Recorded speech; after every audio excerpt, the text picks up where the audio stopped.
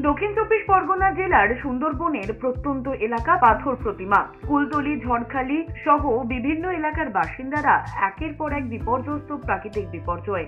কেবল তাদের পাশে দাঁড়িয়েছিল এই সুন্দরবনের ম্যানগ্রোভ। এই ম্যানগ্রোভ না থাকলে বড় ক্ষতি হয়ে যেত। সমস্ত কিছু বড় বড় ঘূর্ণিঝড় মোকাবিলা করে দাঁড়িয়ে আছে আজ সুন্দরবনের বুক চিরে বিভিন্ন প্রজাতির ম্যানগ্রোভ। মাঝে মধ্যে বন দপ্তর এবং প্রশাসনের চোখে ধুলো দিয়ে পাচার হয়ে যাচ্ছে দামি দামি ম্যানগ্রোভ গাছ।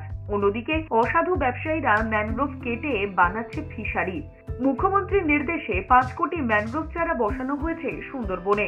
বাসন্তী ক্লাবের প্রত্যন্ত ঝড়খালি গ্রাম পঞ্চায়েতের হেড়োভাঙা মৌজায় ত্রিদীপনগর বালিখালী বাজার সংলগ্ন এলাকায় জিরো গ্রাউন্ডে, অন্যদিকে পাথর প্রতিমার হেরামবুক গোপালপুর গ্রাম পঞ্চায়েতের দক্ষিণ কাশীনগর নদীর চরে ম্যানগ্রোভের কাঁকড়া প্রজাতির চারা রোপণের উদ্বোধন করেন স্বনির্ভর দলের মহিলারা।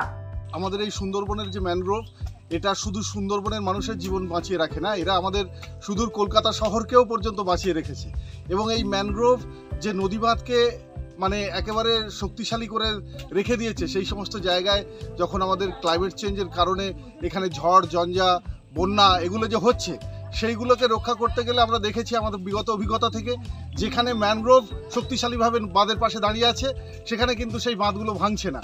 আর যেখানে ম্যানগ্রোভ নেই, যেখানে আমরা লাগানোর পরেও সেগুলোতে ঠিকমতো করে সেই ম্যানগ্রোভের জঙ্গল যেটা সৃষ্টি হচ্ছে না, সেখানে কিন্তু ভেঙে যাচ্ছে। সেই কারণে আমরা সারা বছর ধরে আমরা চেষ্টা চালিয়ে যাই। আমাদের ক্লাইমেট চেঞ্জ অ্যাডাপ্টেশন বলে একটা প্রজেক্ট রয়েছে, যেখানে আমরা নদী বাঁধ শক্তিশালী করা, ম্যানগ্রোভ লাগিয়ে এবং শুধু এই নয়, নদীর ধারে ম্যানগ্রোভ লাগানো নয়, আমরা যে সমস্ত জায়গায় মানুষজন বাস করছে, অর্থাৎ বিভিন্ন গ্রাম পঞ্চায়েত এলাকায় যেখানে ড্রেনেজ সিস্টেমগুলো অকেজো হয়ে রয়েছে, আটকে গেছে, সেইগুলোকেও স্বনির্ভর দলের মায়েদেরকে একত্রিত করে সেই ড্রেনেজ সিস্টেমগুলোকে ছাড়িয়ে যাতে নদীতে জোয়ার আসতে পারে এবং হঠাৎ বন্যা হয়ে গিয়ে যাতে ফসল না ডুবে যায়, সেই সমস্তগুলো করার কাজও আমরা চালিয়ে যাচ্ছি। আমরা সবাই মিলে, গ্রামের সবাই মিলে গাছ লাগিয়েছি যাতে না নদী বাঁধ ভেঙে যায়। তার জন্য গরু বাছুরে খেয়ে নেয়, তার জন্য জালও ঘেরেছি। আমরা সবাই মিলে গাছ লাগিয়েছি যাতে না নদী বাঁধ ভেঙে যায়। আগে তো এখানে গাছই ছিল না, সবসময় নদী ভেঙে যেত। গাছ লাগালে সুবিধা হবে, গাছ যখন বড় হবে মাটিটাকে আঁকড়ে ধরবে। তাছাড়া মাছ কাঁকড়াও এখানে চাষ হবে।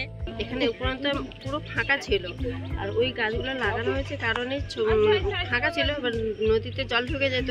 তার জন্য যদি ওইটা একটু আবদ্ধ হয়, যদি গাছ পড়লে হয়, যদি ওইটা আবদ্ধ হয়। আর এক নম্বর তো আমাদের ওই নদীর রাস্তার খুবই খারাপ, সবসময় কাদা, জল ঢুকে যায় বর্ষাকালে পর্যন্ত, আর জল ঢুকে যায় এবং বাড়িতে জল ঢুকে গেছে এবং আমাদের যেতে হলে খুব অসুবিধা হয়। তাই যে নদী বাঁধকে রক্ষার জন্য এই গাছগুলো লাগানো। দক্ষিণ চব্বিশ পরগনা থেকে গোপাল শীলের রিপোর্ট, এস নিউজ।